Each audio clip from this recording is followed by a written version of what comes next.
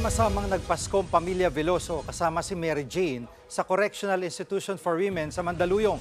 Yan ang kauna-unahang Pasko ni Mary Jane sa Pilipinas makalipas sa mahigit 14 na taon. Nasa frontline balitang yan si Raynel Pawit. Sakay ng dalawang van, maagang nagtungo ang pamilya Veloso sa Correctional Institution for Women sa Mandaluyong City.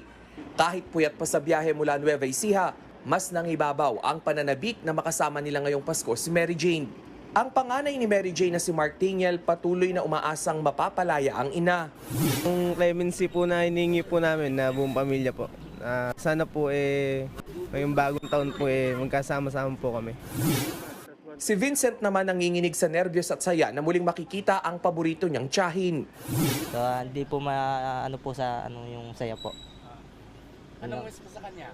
Wish ko po sana po makalaya na po siya, makasama na po namin siya.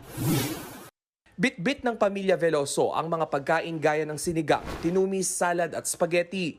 Dala rin nila ang regalong parol para kay Mary Jane. Hindi na pinayagang kumuha ng litrato sa loob ng correctional. Tuloy pa rin ang panawagan na clemency para kay Mary Jane, pero mukhang malabo pa ito sa ngayon. Yung clemency, nasa kamay na ng presidente, pero isipin niyo muna, ligtas siya sa death penalty at nasa Pilipinas na siya. Tiniyak naman ng Bureau of Corrections na tutok rin sila sa kalusugan ni Mary Jane lalo't nagkaroon ito ng komplikasyon sa obaryo at dibdib noong nasa Indonesia. So our concern, kung may sakit siya, we have to cure him or look for ways and means to address her health problems. 5 beses kada linggo pinayagang bumisita ang pamilya Veloso sa Piitan. Nakatakda ang susunod na pagbisita ng pamilya Veloso sa bagong taon at January 9, isang araw bago ang kaarawan ni Mary Jane.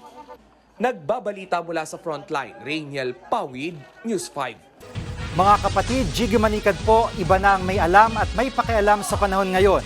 Para sa konkreto, kumpleto at komprehensibong balitaan sa frontline, mag-follow at mag-subscribe sa social media pages ng News 5.